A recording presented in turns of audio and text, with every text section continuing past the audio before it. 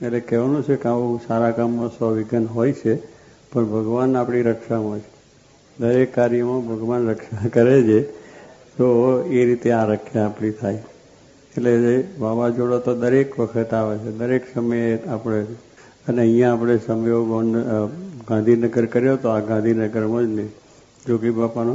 અને જે વાવાઝોડો વરસાદ આવ્યો બધું પાણી પાણી થઈ ગયું ચારે બાજુ. શું કરીશું, બધો વરસાદ આવ્યો હતો. એ વાવાઝોડું પણ ગયું, પણ આપણું કામ અટક્યું નહીં. બધા મંડી પડ્યા.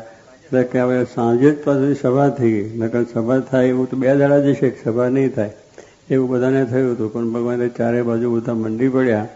અને દિનશા પણ આપણા હતા પ્રધાન સાહેબ, એની બહુ મદદ હતી. સાંજે સભા થઈ ગઈ. જ્યાં પાણી આટલું આટલું હતું એ પાણી નીકળી ગયું, ઠંડુ સાફ થઈ ગયું, બધું થયું. એટલે કહેવાનું શું કે આત્મબળ હોય તો બધું કામ થાય. ભગવાન આપણા છે સાથે એ હકીકત વસ્તુ છે. એવી શ્રદ્ધા આપણા જીવનમાં જો હશે તો કોઈ જાતનો વાંધો આવવાનો નથી. હવે જેમ કહે છે ને, સ્વામી કહે છે કે આપણે જ્યારે ચડવા માટે નીકળ્યા છે તો પછી પાછા હટવાનું નથી. આપણે કીર્તનો પણ ગઈએ છીએ કે હવે અમે આ છે.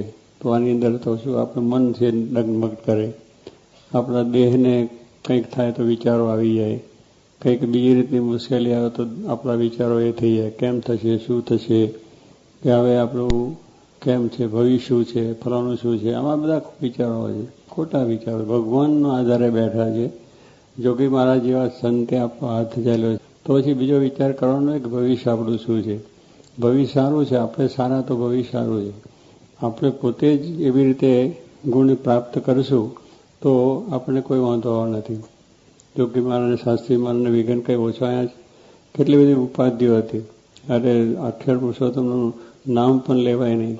ગામ કામ જાય તો પણ તિરસ્કાર, અપમાન, બીજું ત્રીજું. એમનો વિચાર મોરો પડ્યો નહીં કે અક્ષર પુરુષોત્તમ પધરાવા છે, વાત સાચી છે, બરાબર નક્કી છે. તો એમાં કોઈ મન મોરું એમનું નથી. એટલે આ તો દ્રઢ પુરુષ હતા. અને શાસ્ત્રી મહારાજ તો જેનો સંકલ્પ એમાં દ્રઢ જ હતા કે એ કાર્ય ગમે ત્યારે પણ થાય એ એમના જીવનમાં હતું. તો કહેવાનું શું, ઘટનામાં કેટલી બધી ધીરજ રાખી, કેટલી બધી ધીરજ કહેવાય. બધાને મળે, દરેકને વાત કરે, આમ મંદિર કરવું છે ને તમે જાઓનું, ભાવનગર સમજાવો ને. હવે એકદમ જોગી મહારાજ છે ને, જે આવ્યો એને પેલો અહીં રસ્તો કરી નાખજો, અહીંયા રોડ કરી નાખજો. એટલે કહેવું એમને અમલદાર કોઈ આવ્યો નથી, એના હાથમાં છે કે નથી એ નહીં જોવાનું. ના હોય તો કે રોડ કરજો, અહીંયા આગળ આ કરજો. એટલે ત્યાં અહીંયા દર્શન નથી ને એમને જે કંઈ લાગ્યું ભટ્ટવદર ગયા. ભટ્ટવદરમાં શું કંઈ મોટું ગામ છે કંઈ, પણ ત્યાં બેઠા હતા ને કલેક્ટર અહીંયા ચોરાસમાં મામલતદાર સાથે. સ્વામી કહે છે, જોગી મહારાજ કહે છે અહીંયા રોડ કરી નાખો ભટ્ટવદર સુધી. પેલો રોડ હતો પણ ઉના જતો હતો ત્યાં ભટ્ટવદર તો નજીક ને એમાં કંઈ બહુ આવ્યું ને, પણ સ્વામી કંઈ રોડ કરી નાખ્યો. એટલે કહેવાનું શું કે એમ જોગી બાપાને જેમ એક તાન હતું કે આપણે આ રીતે છે, એમ શાસ્ત્રી મહારાજને પણ એમ છે કે અક્ષર પુરુષોત્તમ છે એ વાત સાચી છે ને એને માટે ગમે તેને વાત કરવી. વહેલું થાય મોડું થાય, એક માણસ હોય તો એ કરે, 1000 માણસ હોય તો 500 હોય ને બધું. પણ એક જ વસ્તુ હતી કે આ કરવું છે તો ઉપાધિઓનો પાર નહીં એટલું બધું. જેને ઉપાધિઓની પાર એટલે કહી શકાય એ બધી રીતની પૂર્યો. એમને તો દેહનો પણ નાશ થઈ જાય એટલા બધા ઉપાય એટલે લોકોએ કર્યા. એમાં પણ એમનું મન કદી રહ્યું નથી. એને કહે છે મૂકી દો, હવે આટલું બધું મારી કોઈ લોકો મારી નાખવાની વાતો કરે છે, કોઈ પૂછતું નથી ને કોઈ સાંભળતું નથી. પણ જરાય મોરી વાત નહીં, મોરો વિચાર પણ નહીં. એમ ગઢડાના કામની અંદર પણ વિલંબ થયો, પણ મોરી વાત કોઈ દિવસ કરી નહીં. એટલે કહેવાનું શું છે કે જ્યારે કામ લીધું છે, જ્યારે આપણે તૈયાર થઈને નીકળ્યા છે, તો લડવા નીકળેલા માણસને મોરે વાત જેમ થતી નથી. પેટ કટારી મારી પગ પડશે તો એ જે મારીને નીકળ્યો છે એને મરણીયથી નીકળ્યો છે. કે ભલે ગમે એટલી ઉપાધિ, ગમે તેટલી આપણી મુશ્કેલીઓ હોય, એ પછી આંતરિક મુશ્કેલીઓ હોય કે આપણી અંદરના દોષો સ્વભાવની મુશ્કેલીઓ હોય કે કોઈ વ્યક્તિની મુશ્કેલીઓ હોય કે કોઈ બહારની પણ મુશ્કેલીઓ હોય, તો પણ એ માણસને કોઈ વિચાર આવે નહીં. ત્યારે સુરવીરની વસ્તુ છે. મારે કે સુરવીરની ભક્તિ છે અને સુરવીર આપણે થવાનું છે. સુરવીર થઈને કોઈની જોડે ઝઘડવાનું નથી, કોઈને મારામારી કરવાની નથી. સુરવીરનો અર્થ એવો નથી કે ચાલો બધા લડે છે ને ઝઘડે છે ને એ સુરવીરતા.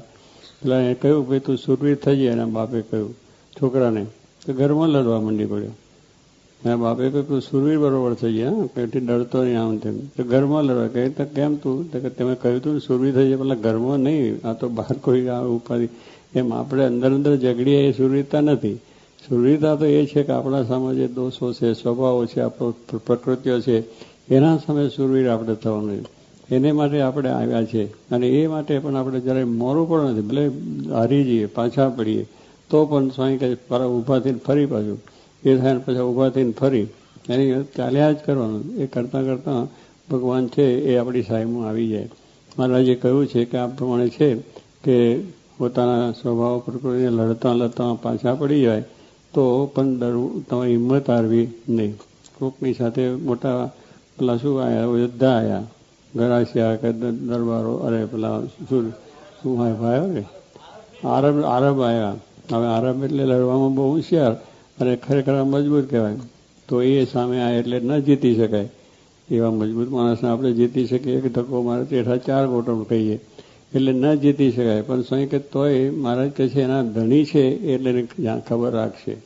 એ ધણી છે એ જાણે છે કે બસ એ પોતે સાચા ભાવથી લડ્યો છે, એને હારી ગયો અને લડીમાં એ થઈ ગયો, છતાં પણ ભગવાને શું કહ્યું કે એના ધણી છે એને શાબાશ કે બહુ સારું. એમ આપણે ભગવાનના આશરે બેઠા છે, ભગવાન રાજી કરવા બેઠા છે, તો કદાચ આપણને આવું પણ થાય તો પણ આપણે મહારાજ આપણી રક્ષા કરે, યોગી મહારાજ આપણી રક્ષા કરે અને આપણું કામ થવાનું છે, હકીકત છે. એટલે મોરી વાત ન કરવી. જોગી બાપાને મોરી વાત ગમતી નહીં. આપ બધા જાણો છો કે મોરી વાત કેદી ન કરવી, એમ હંમેશા પોતે બોલતા કે આપણે ભગવાન મળ્યા છે પછી મોરી વાત શું? આપણે શું દુઃખ છે? દુઃખ કોઈ જાતનું નથી. સ્વામી કહે આપણે જે જોઈએ તે મળ્યું છે, કોઈ વાતનું દુઃખ નથી. દુઃખ મનનું છે. તો મન તો તમને અહીંયા દુઃખ દેશે, બહાર જશો તો દેખશે. ગમે ત્યાં જશો, ચંદ્ર ઉપર જશો તો એ દુઃખ તો આવશે. કારણ મનનું દુઃખ છે કોઈ મળવાનું નથી. એ મટવાનું છે સત્સંગમાં, મોટા પુરુષને આશરે, મોટા પુરુષની આજ્ઞા પાળવાથી, ભગવાનને રાજી કરવાથી એ મનનું દુઃખ ટળે. બાકી અનંત જન્મ આપણે લેવા પડ્યા છે અને અનંત જન્મ આપણે લેવું જ પડે. આ થશે. જો આપણે અત્યારે સમય ચૂકી ગયા તો પછી પાછું સાંધો બાજુ બહુ કઠિન. કારણ કે આવો સમય છે અત્યારે મનુષ્ય અને સ્વામી મહારાજનો આપણે અહીંયા પ્રગટ પડવું છે, એને આશરે બેઠા છે.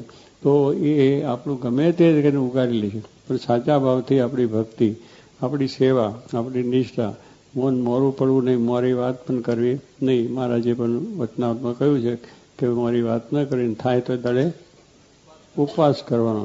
હવે એ પાછું એમાંય સુરવી થવું પડે. ઉપવાસ કરવામાં સુરવી થવું પડે, એમાંય પાછું થતું નથી. પણ કહેવાનું શું કે દરેક બાબતમાં ઉત્સાહ, ઉમંગ ને સુરવીરતા હોય તો આપણું કામ થાય છે.